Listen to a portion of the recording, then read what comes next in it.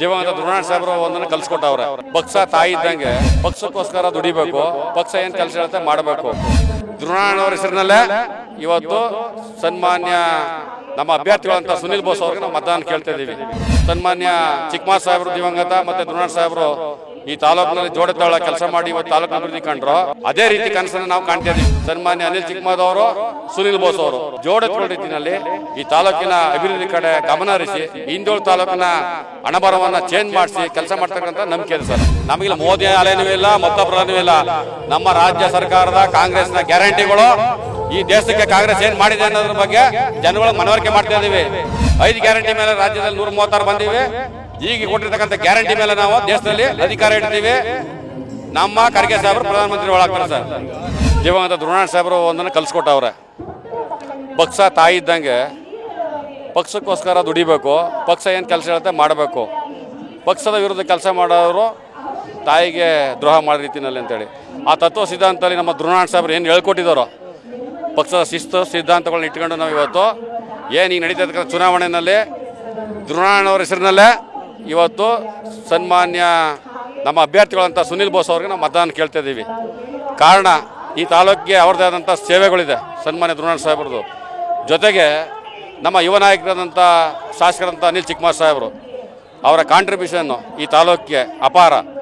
ಇವತ್ತು ಸನ್ಮಾನ್ಯ ಚಿಕ್ಕಮಾರ್ ಸಾಹೇಬರು ದಿವಂಗತ ಮತ್ತು ಧ್ರುವನಾರಾಯಣ ಸಾಹೇಬರು ಈ ತಾಲೂಕಿನಲ್ಲಿ ಜೋಡೆತಾಳ ಕೆಲಸ ಮಾಡಿ ಇವತ್ತು ತಾಲೂಕಿನ ಅಭಿವೃದ್ಧಿ ಕಂಡ್ರು.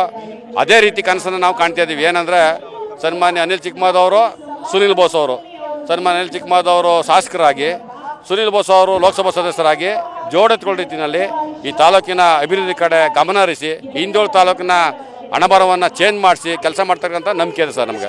BJP-ಯವರು ನಮಗೆ ಪೈಪೋಟಿ ಇಲ್ಲ ಅನ್ಕೊಂಡಿದ್ದೀನಿ ನಾನು. ಯಾಕಂದರೆ ಆ ಮೈತ್ರಿ ಆಗಿದ್ರು ನಮಗೆ ಪೈಪೋಟಿ ಇಲ್ಲ.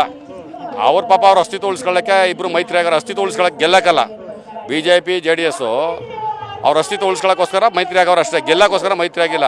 ಯಾಕಂದರೆ JDSನ BJPನ ಹಲವಾರು ನಾಯಕರುಗಳು ನಮ್ಮ ಕಾಂಗ್ರೆಸ್ ಬಾಗಿಲಿಗೆ ಅರ್ಜಿ ಕೊಟ್ಕೊಂಡು ನಾವು ಪಾರ್ಟಿ ಸೇರ್ತೀವಿ ಅಂತೇಳಿ ಇವತ್ತು ಕೂಡ ಈ ಮುಖ್ಯಮಂತ್ರಿಗಳ ಕಾರ್ಯಕ್ರಮ ಸೇರ್ತೀವಿ, ನಮ್ಗೆ ಅವಕಾಶ ಕೊಡಿ ಅಂತೇಳಿ 106 ಜನ ಬಂದು ಕೂತವ್ರೆ.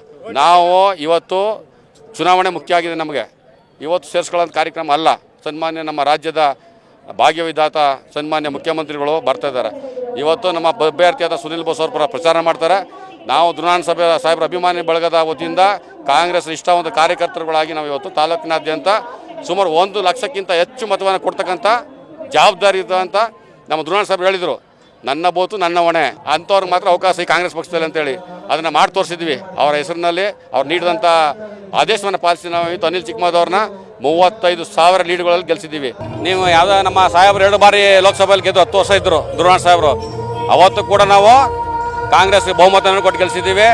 ಅವ್ರು ಸೋಚನೆ ಕೊಟ್ಟಂಥ ಕಾಂಗ್ರೆಸ್ ಅಭ್ಯರ್ಥಿನ MLA ಕೂಡ ಮಾಡಿದ್ದೀವಿ, 2 ಬಾರಿ ಮಾಡಿದ್ದೀವಿ. ಇವತ್ತು ನಮ್ಮ ಚಾಲೆಂಜ್ ಅನ್ನೋಕ್ಕಿಂತ ಹೆಚ್ಚಾಗಿ BJP ನರೇಂದ್ರ ಮೋದಿ ಅಲೆ ಅಂತ ಹೇಳ್ತಾರಲ್ಲ, BJP-ಯವರು ದಳದವರು ಸಮ್ಮಿಶ್ರಾಗಿ ಕ್ಯಾಂಡಿಡೇಟ್ ಹಾಕೊಂಡಾರಲ್ಲ, ಚುನಾವಣೆ ಓಟ್ ತಗೊಳ್ಳಿ. ನಮಗಿಲ್ಲ ಮೋದಿ ಅಲೆನೂ ಇಲ್ಲ, ಮತ್ತೊಬ್ಬರ ಅಲೆನೂ ಇಲ್ಲ. ನಮ್ಮ ರಾಜ್ಯ ಸರ್ಕಾರದ ಕಾಂಗ್ರೆಸ್ನ ಗ್ಯಾರಂಟಿಗಳು ಈ ದೇಶಕ್ಕೆ ಕಾಂಗ್ರೆಸ್ ಏನು ಮಾಡಿದೆ ಅನ್ನೋದ್ರ ಬಗ್ಗೆ ಜನಗಳಿಗೆ ಮನವರಿಕೆ ಮಾಡ್ತಾ ಇದ್ದೀವಿ. ಈಗಾಗಲೇ 5 ಘೋಷಣೆ ಮಾಡಿದ್ದು, 5 ಘೋಷಣೆ 10 ತಿಂಗಳಲ್ಲಿ ಮಾಡಿ ತೋರಿಸಿದ್ದೀವಿ.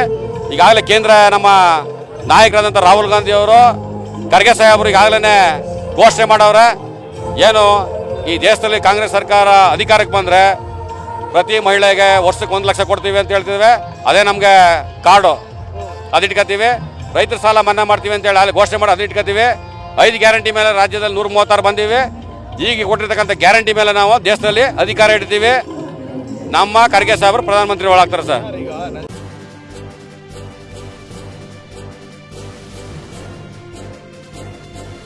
ಇದು ಮಾನವೀಯ ಸಂದೇಶದ ಜನವಾಹಿನಿ.